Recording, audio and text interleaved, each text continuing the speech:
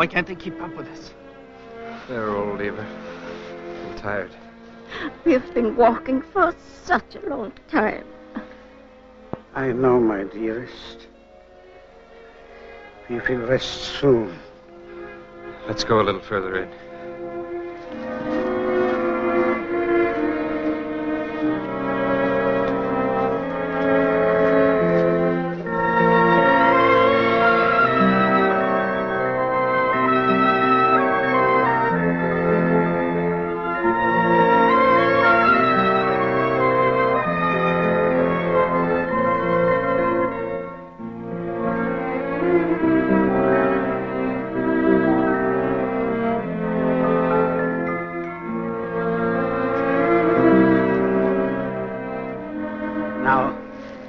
Now we can rest.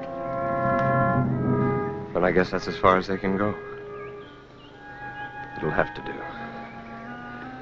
Are you ready, Eva? Magnus, must we? We've already settled that.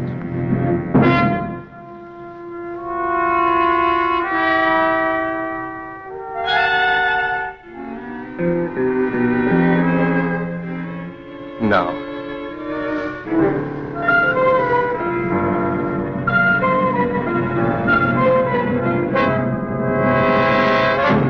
Whatever our personal feelings or sympathy, we are obliged before God and the law to judge the accused for their deeds. We will prove that on May the 27th, 1942, Ivar Kohlström and Magnus Andersson did brutally, willfully, and with malice aforethought murder Josef and Sarah Blomfeld. And you, ladies and gentlemen, regardless of emotion or prejudice, must come to the only possible verdict: guilty of murder in the first degree.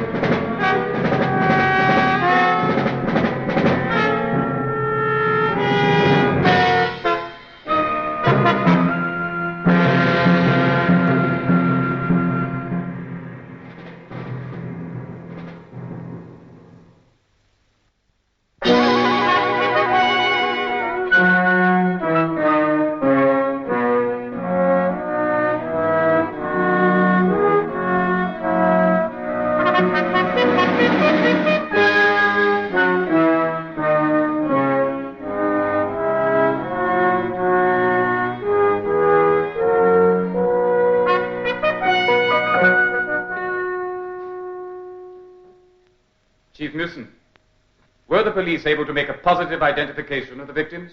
Yes, sir. Josef Blomfeld, 67, and his wife, Sarah Blomfeld, 64. Late residents of Oslo and proprietors of a clothing store located at 26 Coin Storgate in that city. Was an investigation subsequently carried out in Oslo? Eventually, yes, sir. It was, of course, virtually impossible during the occupation. What did you subsequently learn? The Blomfeld couple were last seen on May 23, 1942, when they left their store in Oslo and took the train to Valden. Was a further investigation carried out in Valden? Yes, sir. We were able to uncover the names of two suspects almost immediately. Ivar Kohlström, 23, garage mechanic, and Magnus Andersson, 27, farmer from the nearby village of Wittstad.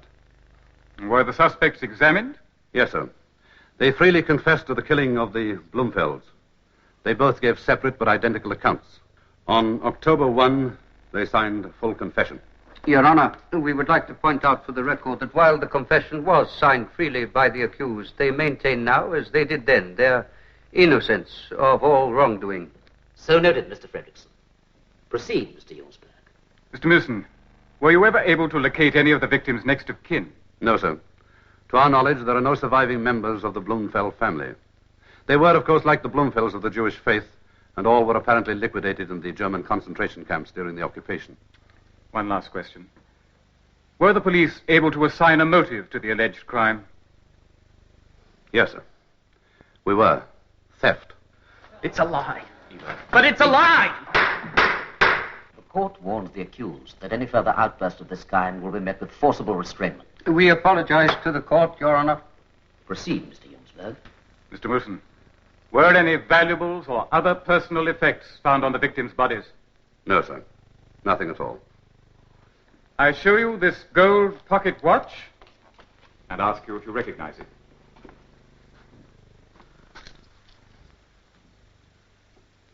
Yes, sir.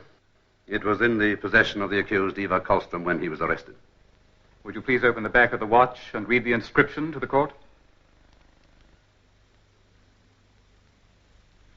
To Josef from Sarah, June 30, 1932, on our 25th year. Thank you. Your Honor, the Crown enters this gold pocket watch as prosecution Exhibit 1. Mr. Wilson, did the accused, Ivar Karlstrom, confess to you where he got the watch? Yes, sir. From the dead body of Josef Blumfeld. Was that all the accused admitted taking? No, sir. He admitted taking money, too. How much money? 7,800 krona. You're positive that's the amount? Yes, sir. 7,800 krona in cash. That's what he said. Thank you. No more questions. Any questions for the defense? No questions, Your Honor. The court will now adjourn for the noon recess.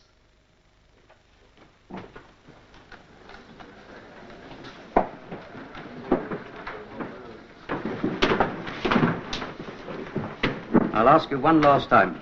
It's not too late. Change your plea. You've signed a confession. You've admitted killing those people. But we didn't murder them. It's not the same thing. You're wasting your time, Magnus. He's like everyone else. My personal feelings do not matter, Mr. Karlstrom. I've been assigned by this court to defend you. And I will, to the best of my ability. But you think we're guilty, don't you?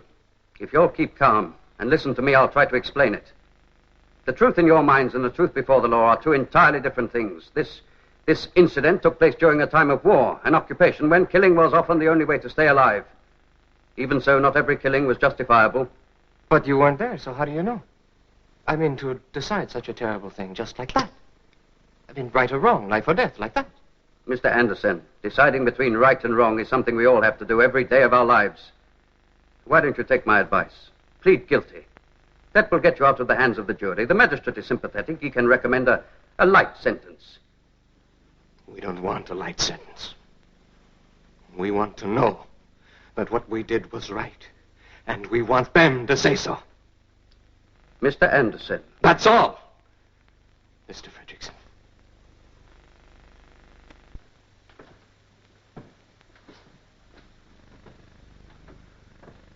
Mr. Olson, what was your connection with the deceased Josef and Sarah Blumfeld? I was bookkeeper and head clerk for Mr. Blomfield at number 26, Kongstorget, Oslo. Now, will you please tell us, in your own words, what took place in the store on the morning of May the 23rd, 1942? Yes, sir. I came to the store, as always, at 8:45 a.m., 15 minutes before we opened. And as usual, I brought the morning paper for Mr. Blomfeld. Morning.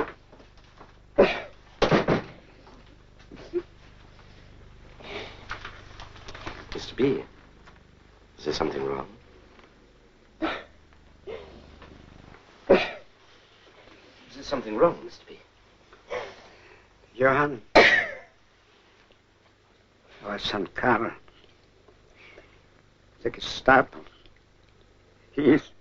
I thought you had sent him to Sweden. There was trouble at the border. A guard was shot.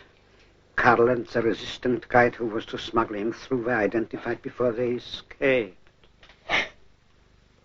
How long can he hide from them? Where can he hide? They'll run him down till they get him. Sarah, we have to get away from here, Sarah. From the store? There's no time to lose, Sarah. Open up. I order the German commandant. Tell them you are coming. Just one moment, please. Tell them my wife and I are visiting friends in Mons. We'll be back tomorrow.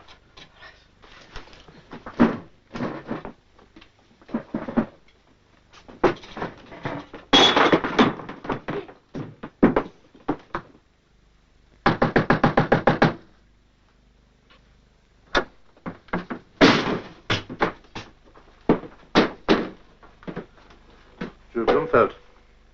You're under arrest. Oh, my name is Olsen, Johan Olsen. I am Norwegian. It's signed by your own commandant. There. See? So? And if you're Olsen, who is Blumfeld? Oh, he's my employer. You work for a Jew? I'm obliged to work for my living. Where is he, this Blumfeld of yours? Oh, he's away at Moss visiting some friends with his wife. He'll be back tomorrow morning. Tomorrow morning, eh? That's what they told me.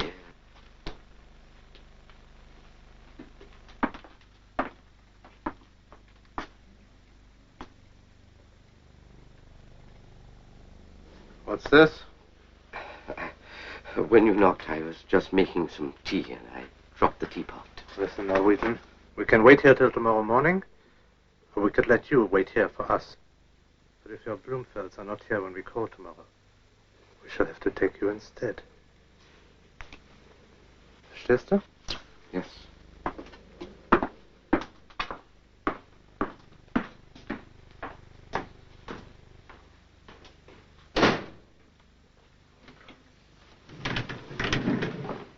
We've heard the whole thing, Johann. We will not come back. You have just to tell them, to convince them we never came back. I'll try. Now, Sarah, go upstairs and pack. Put everything we need into one bag. One.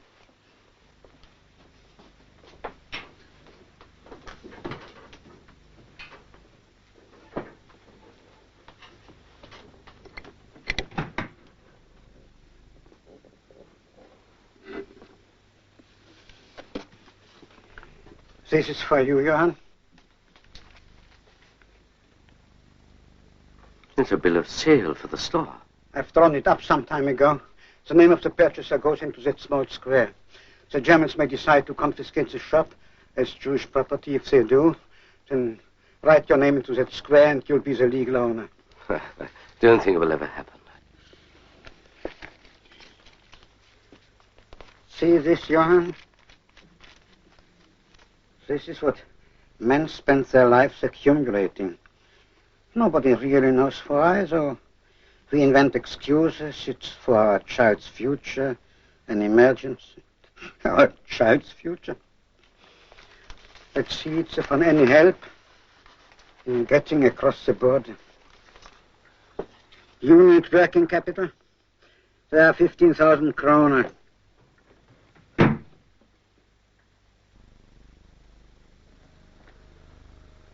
They left that morning, and I never saw them again.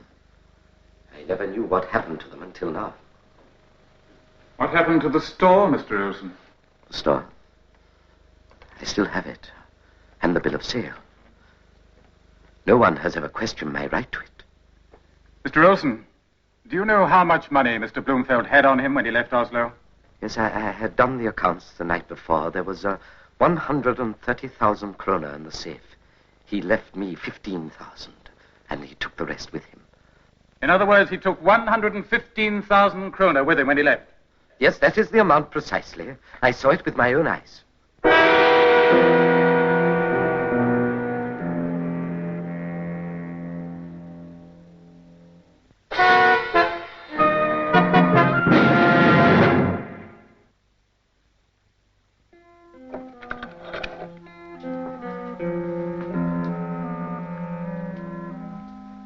What does Mr. Fredrickson want to see us about now? The money, of course. Well, you don't seem very worried about it. What do you think happened to it?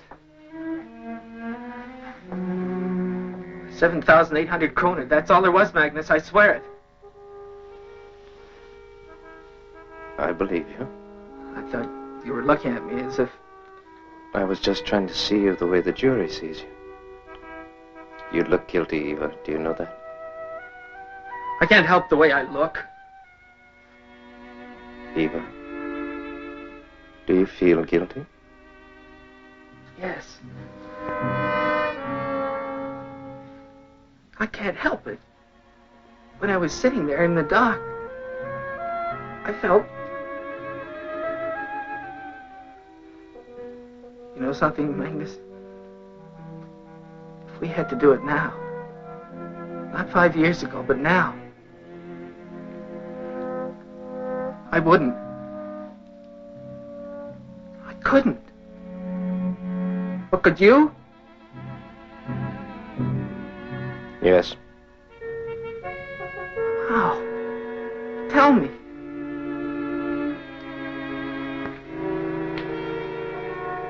Because it had to be done.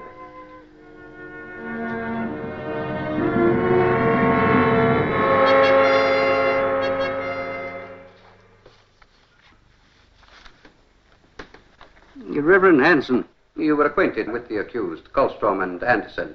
Oh, yes. Both were members of one of the first military units formed under the occupation.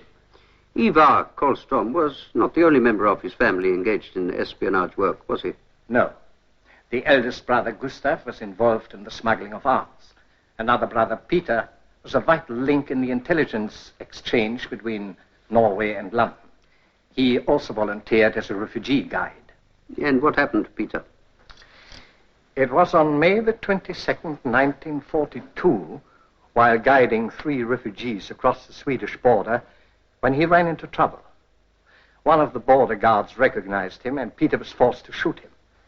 Reverend Hansen, what was the situation in your parish after this incident you have described? With patrols out searching for Peter, things got very bad, especially for the family of Colstroms and the man who worked in close contact with them. As I understand it, there was only one rule of behavior that had to be followed by members of the resistance. Yes. Every member had specific orders to protect himself and the organization at all costs. At all costs. Thank you, Reverend. No more questions. Mr. Colstrom, we have heard testimony that you and Magnus Anderson worked for the organized resistance movement, that you were part of the refugee transport system. Was this dangerous work, Mr. Colstrom? If the Germans caught us, we would have been shot. And how old were you at this time, Mr. Colstrom? 19. 19. And how many refugees were you and Magnus Anderson able to guide to the border? I don't remember exactly. You try to remember. 100, maybe 150. 150. Remarkable. Thereby saving their lives. Mr. Colstrom, on May the 29th, 1942, you yourself left the country. Why? One of my brothers, Peter, was running away from the Gestapo. It would have been unsafe for me to stay. You left Norway, you went to England. What did you do there? I joined the Norwegian wing of the Royal Air Force. I was a gunner in a Lancaster heavy bomber. Mr. Colstrom, we've heard testimony that you removed the gold watch and some 7,800 krona from the dead body of Josef Blomfeld. Did you steal these effects? No, I didn't. No, well, tell the court, in your own words, take your time, exactly what did happen. On May the 27th, 1942, immediately after the death of Josef and Sarah Blomfeld. After we did it, it was suddenly very quiet. Like we had killed everything in the forest except ourselves. The old man bled a lot. But for some reason, the woman didn't seem to. But we knew they were both dead. Then Magnus went back to the pack to get some wire we had brought to tie them up. And I was looking at the old man, and I saw something shiny.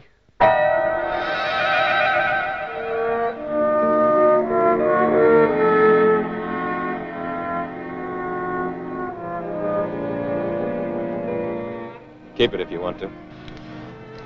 I was just looking. I wasn't going to take it. Eva, what are you doing? Empty their pockets.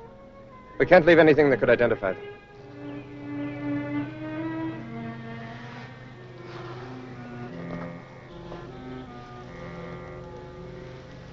Magnus, look. What should we do with it? Let's take it.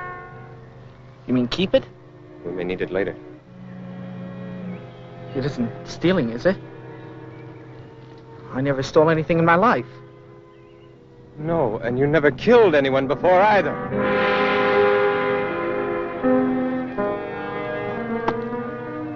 Stop worrying. That's the way things are in wartime. After we emptied the pockets, we tied them up and dragged them to the lake. We attached some heavy stones and threw them in. That was all. You emptied the pockets to prevent identification of the body. Is that correct? Yes. How much money did you find? 7,800 krona. That's all there was, I swear it. Mangus and I divided it equally. You've heard a witness testify that Joseph Blumfeld left his store with more than 100,000 krona. You say you found only 7,800. Do you have any idea what happened to the rest? He could have lost it. He could have buried it. How should I know? I told you we took what we found. That's all. Why should I lie about the amount? One last question, Mr. Colstrom. Do you believe in your heart and under oath to God that what you and Mangus Anderson did on May the 27th, 1942 was the only thing you could do according to your best judgment?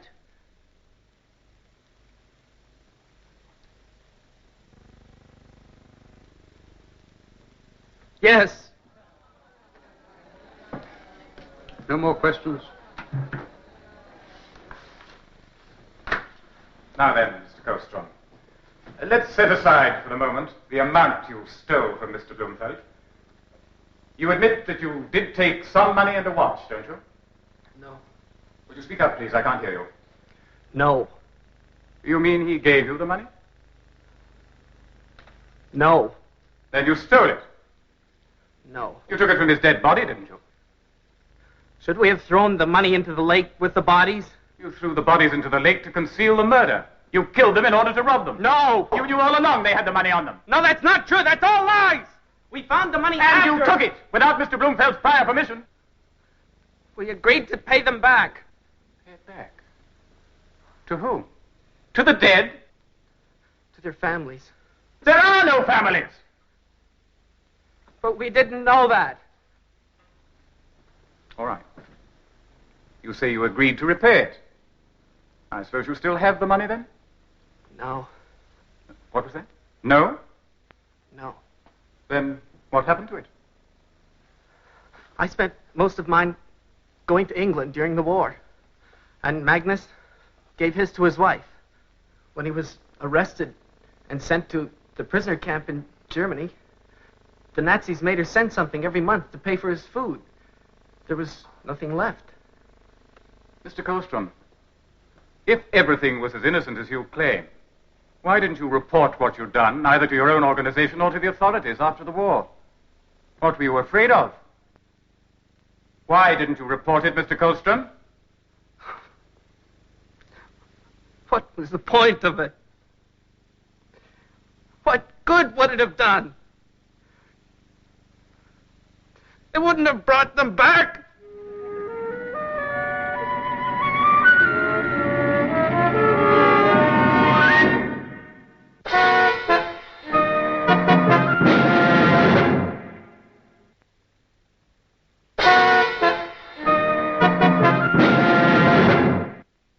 We will return to espionage after station identification. Mr. Gustav Kolstrom, you are the brother of the accused. Ivar Kolstrom is my brother. Will you please tell us what happened on May the 23rd, 1942? We were alone in our house about a kilometer from Belden. Ivar, Magnus Anderson, and myself. We'd got the report of the shooting on the train and of Peter's escape. We weren't quite sure what to do. We knew that Peter wouldn't come back to the house. It was too dangerous for him there. But we weren't sure yet what our own situation was. When we heard the knocks on the door, we were afraid it was the Gestapo.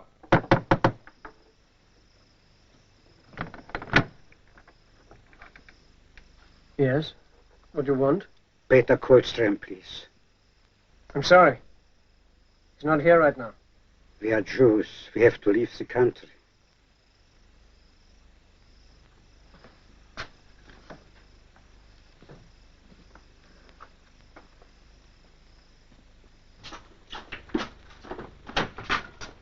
Refugees from Oslo. We have to leave. We didn't know where else to go. But not here. Surely you knew not to come here. The Gestapo's all over the place. They're looking for Peter. And you are not afraid to stay here? We live here. But how can we possibly explain you two? Eva. We have to get them out of here. Please, Eva, they're tired. Let them sit down first. I'm Gustav Kohlström, Peter's brother. This is our brother Eva, Magnus Anderson. Joseph Blomfeld, this is my wife. I'm sorry if you are inconvenient. Where would you like us to go?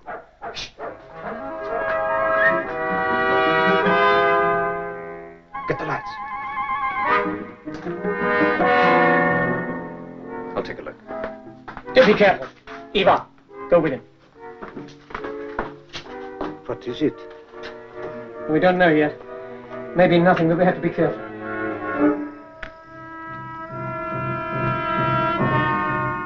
You and your brothers and Mr. Anderson, you risk your lives to save the Jews. Why? If we don't help each other, we're no better than the Germans. And the war is for nothing. It's a German patrol. They're coming this way. The storeroom. Over here, please, quickly. In here. Don't think us slow.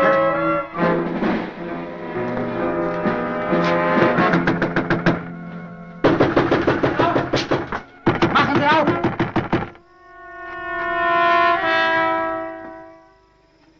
What's the matter?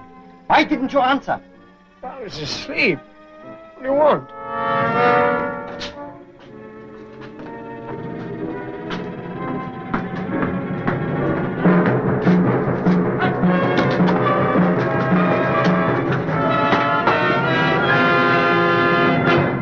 I never knew what happened to Eva until after the war.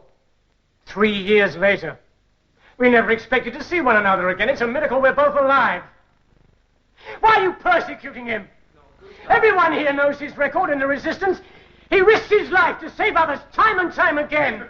Is this the way our country rewards its heroes? Mr. Kohlström, you must not make speeches. I strongly resent And this I treatment. strongly object to this sentimental appeal to patriotism. Many of the men in this room, and the women too, risked their lives in the struggle against the Nazi occupation. Some of us suffered just as much as you. Capture, torture, imprisonment under death sentence. But we didn't sink so low as to murder those we had pledged to protect in order to save our own skins.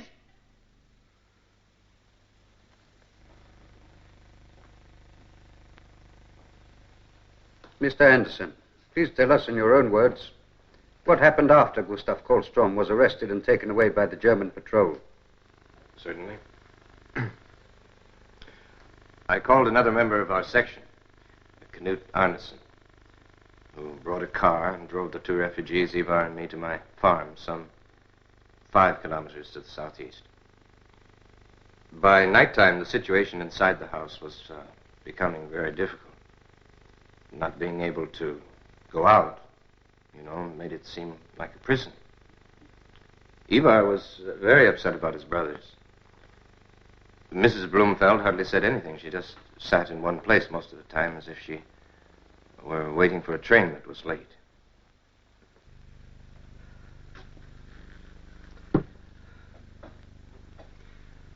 I'm sorry, Magnus. We'd better move them out in the morning. We can't. What about the patrols? What about them? If we stay here another day, you're liable to kill the old man yourself. I just can't help it, Magnus. He's rubbing me the wrong way. Gustav and Peter might both be dead. Or worse. And he's complaining about the food. Well, he's scared, Eva. Just like we all are. We should have left them with Arneson when he drove us here. What could he do with them? Who knows, but at least it'd be his problem, not ours. No. They're our problem, Eva, nobody else's. And I say we move them out tomorrow. You know, every minute we stay here, we're inviting another visit like we had last night at your house. Only this time we may not be so lucky. Magnus, you call that lucky? It was Gustav that saved our necks, not luck. But I guess it's gonna have to be luck from now on because I'm running out of brothers. We leave here in the morning. The automobile's out. They're watching the roads too carefully. So we'll go on foot. Stick to the woods, huh?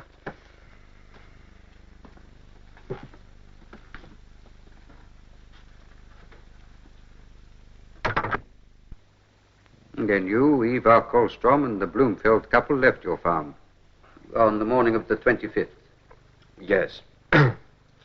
We walked most of the morning, stopping every 20 minutes or so to let them rest. It was very difficult for them, you know. We thought somehow they wouldn't be able to keep up, but no, they did. Well, we'd gone about 5 kilometers. In fact, we were almost in sight of the border.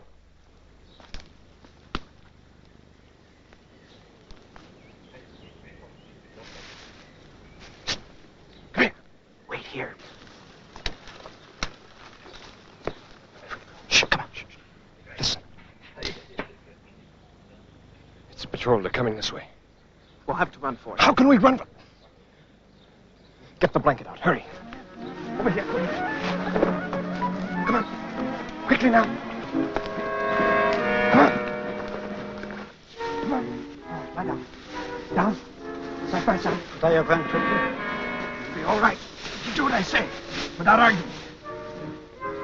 That's it. Right.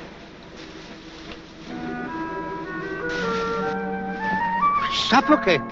No, you won't. Keep absolutely still. Don't talk, don't move. You're dead if you do.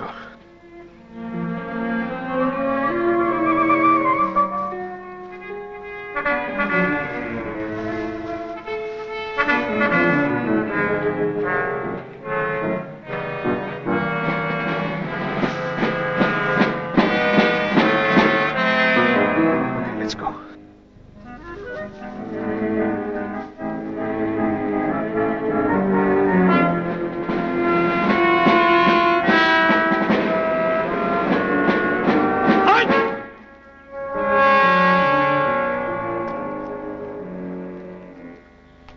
Papers.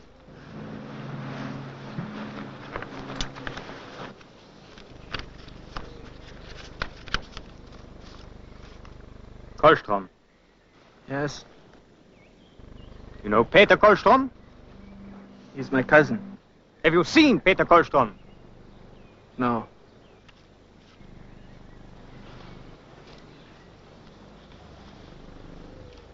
Gun permit? I'm a hunter.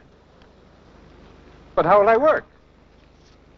When you come to the commissariat in Walden to get a permit, it will be returned to you. You are too near the border. Don't go any closer. There are other patrols, and they will shoot first.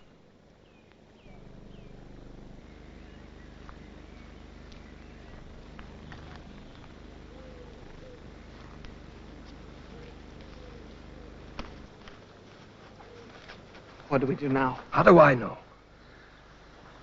The border's impossible. Wait, there's an empty cabin near Lake Skutborg. We can hide them there. That's nearly 4 So kilometers. They'll have to make it. Let's get them out.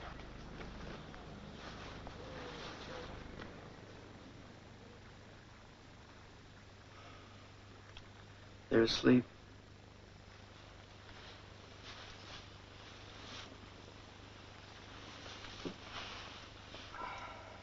How much food's left? A day, 2 maybe if we stretch it. We're not eating very much, but we can't stay here much longer. And we can't leave either.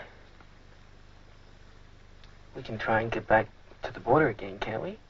How? By making them invisible? It would be suicide. Well, what should we do? Leave them here? I think we may have to. What are you talking about? They'd die. Eva, they're dead already. They're Jews. What always happens to Jews when the Germans get them? Well, maybe so, but we can't just leave them here to starve to death. Yeah, I didn't mean to leave them here alive.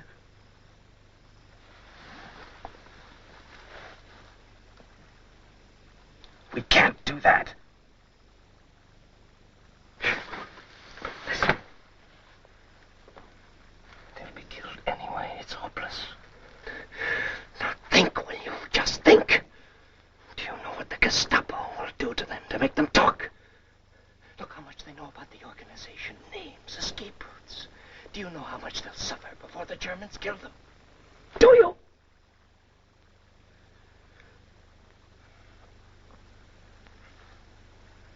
How will you do it? We. Eva, I can't do it alone. You'll have to help me. Now look.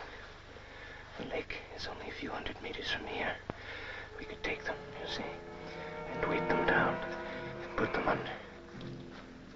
Oh, Magnus. There must be some other way. No. When? Tomorrow. Tomorrow? Why so soon? It's too dangerous to wait.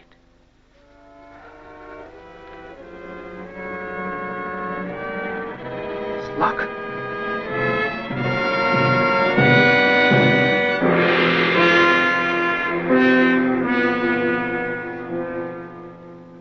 Did you hear?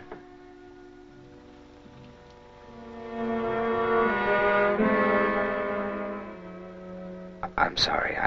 I didn't want... He knows, Magnus. He knows. Oh, yes. And he understands.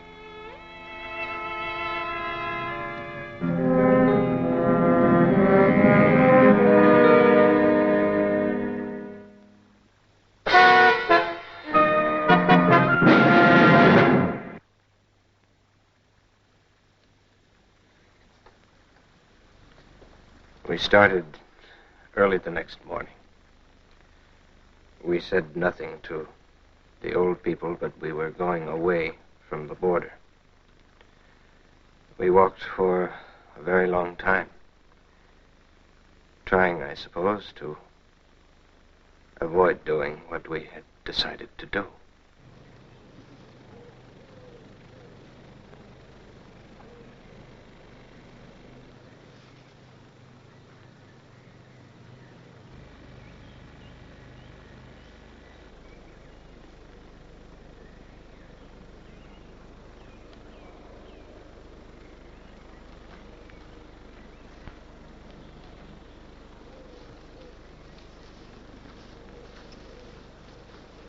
Sorry. We can't go on any farther. It's all right, Mr. Bloomfeld. It isn't necessary to go any farther. Then it will happen here.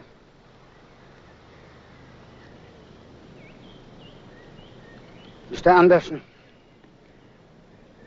I want you to know something. That if I didn't fight you to protect myself and my wife, it is because I'm too old. It's useless to fight two strong young men. But I can't beg either. Still a man. So you can do with us what you want. But what you are going to do is a terrible thing. Not only for us, but for you and your friend also. And I want you to know that if you are right and if the situation is as hopeless as you say, we don't want to be taken by the Germans. We'd rather submit ourselves to gentler hands. Gentler, Mr. Anderson. My wife is accustomed to gentleness.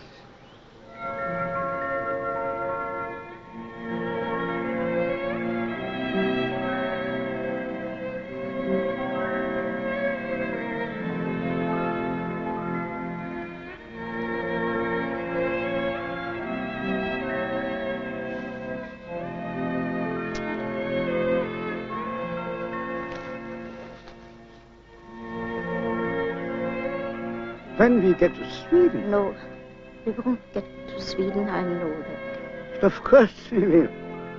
No, you never have lied very well. Not to me. I can always tell. Where is it going to happen? Here?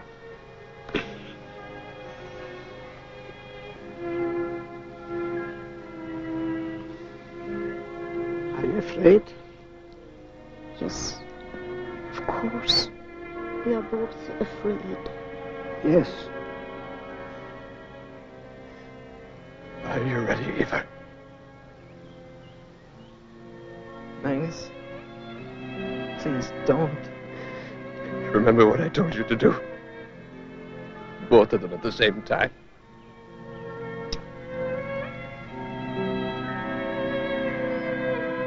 Don't make them suffer.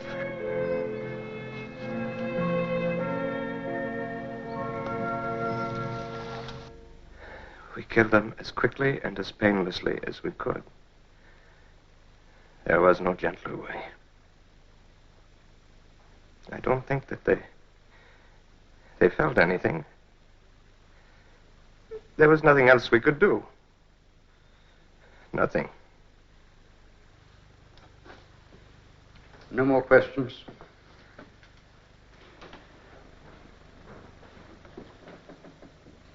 This decision to kill the Bloomfelds, that must have been quite a decision for one man to make. It was a question of judgment. And you felt enough confidence in your judgment to kill the Bloomfelds as the only solution to your difficulties? Well, we had to. Yes, of course you did. Well, let's re-examine those difficulties, Mr. Anderson. Now, you, Kohlstrom, and the Bloomfelds were unable to approach the frontier because of the German patrols searching for Peter Kohlstrom. Is that correct? Yes, sir. Well, supposing Peter Kohlstrom had been captured, would the patrols have remained in your area? I don't know. What would be a reasonable assumption? Well, they might pull some of them out. You know, perhaps leave a few. Which would have reduced your difficulties in getting to the border. Is that right? I suppose so. Mr. Anderson, do you know Peter Kohlstrom was captured in Braveborg on May the 26th, 1942? The day before you and Ivar Kohlstrom killed the Bloomfelds. No, because... We had...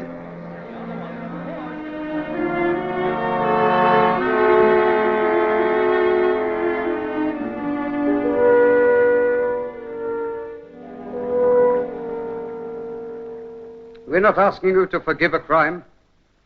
We are urging you to decide whether a crime was committed by turning back the clock of memory and conscience 5 years. Suppose, by some miracle, the war and occupation had ended on May the 28th, 1942, and this trial was held the following day. You would have to judge 2 young men who had attempted and succeeded in saving 150 refugees, only to fail under unusually difficult circumstances in their 151st attempt. Would you, in 1942, have considered this a crime? If so, then you must find them guilty today. But if not, then you must, in all human conscience, return with a verdict of not guilty. Why did he do it? He shouldn't have put it that way to the jury. Why not? We're innocent, aren't we? But it wasn't murder, you know it wasn't. They're dead. We killed them. Yes, we killed them, but it wasn't murder. if you like. There's a difference, Eva. There is a difference. I wish I could believe it. I wish I could feel it. You don't. I was glad, deep down inside, when the trial came up, because I thought it would convince me that we weren't guilty, and I could feel it. And now? I feel more guilty than ever.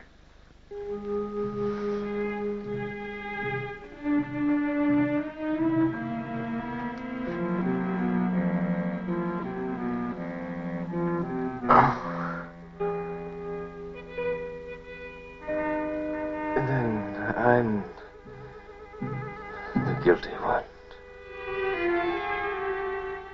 You didn't want to do it. It was my idea. I forced you to do it. No, Mangus. I'm guilty too.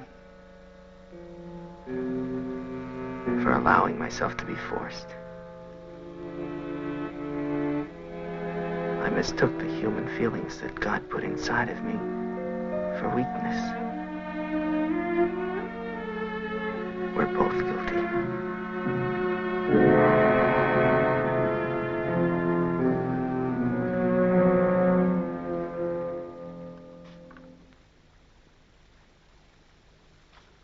Foreman of the jury, how do you answer the question? No. The accused have been found not guilty. Court dismissed.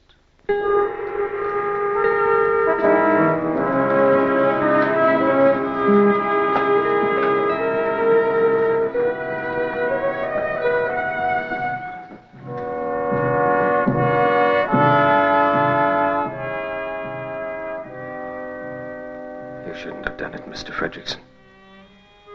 You asked the jury for pity, not the truth.